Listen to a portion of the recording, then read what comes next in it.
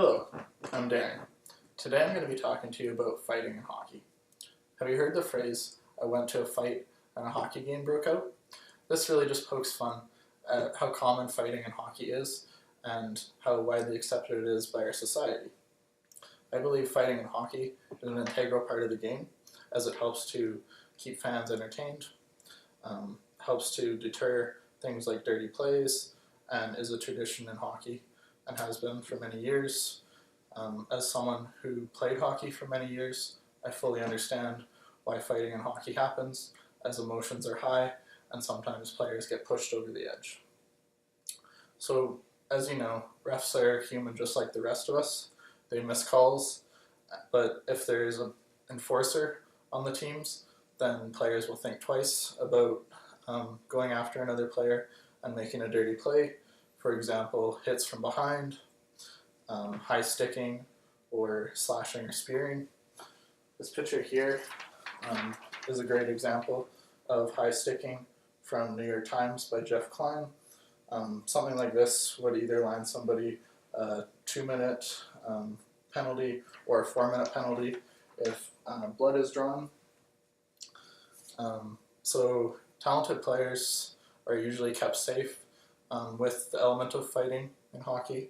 For example, Wayne Gretzky was kept safe as he was a very small player in hockey, but he had big players on his team who could defend him if other players picked on him. Those are like Dave Semenko, who was a very big guy and quite the fighter in his day. Fighting in hockey has been a long-standing tradition. It's been around for over 100 years now. There are rules in place though for fighting, so there's kind of an unwritten code amongst players. And that means like no eye gouging, hair pulling, and when a player goes down to the ice, players can't like keep hitting each other.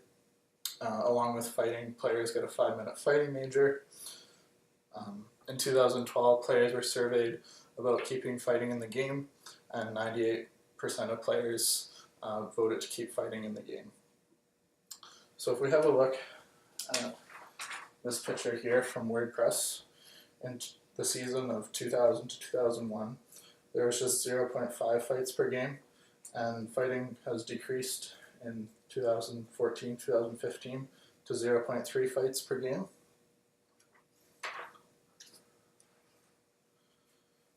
Concussions are like a common thing in the sport of hockey, and you would think that concussions occur because of fighting, but actually, according to prosandcons.org, 95% of fights, or 95% of concussions occur from things like hits, and only 5% of concussions occur from fights.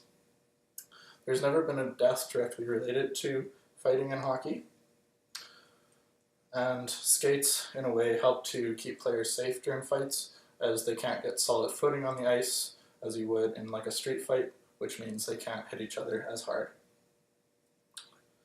So an increase, or fighting in hockey helps to bring fans to the game and shows support during the game. It's really the only sport where fighting in hockey, or fighting, is allowed. Things like football and baseball don't allow fighting, and you get serious suspensions for that.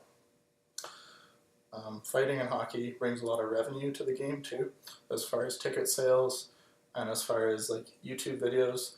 There's thousands of YouTube videos out there with fighting, and the producers of those make a lot of money too from people watching them.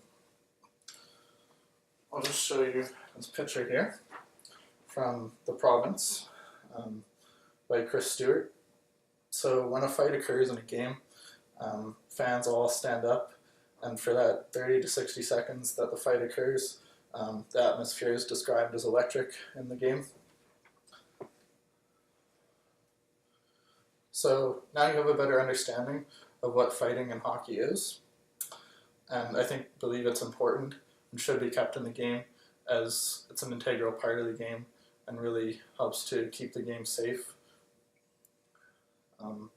So taking fighting out of hockey is comparable to going on a diet.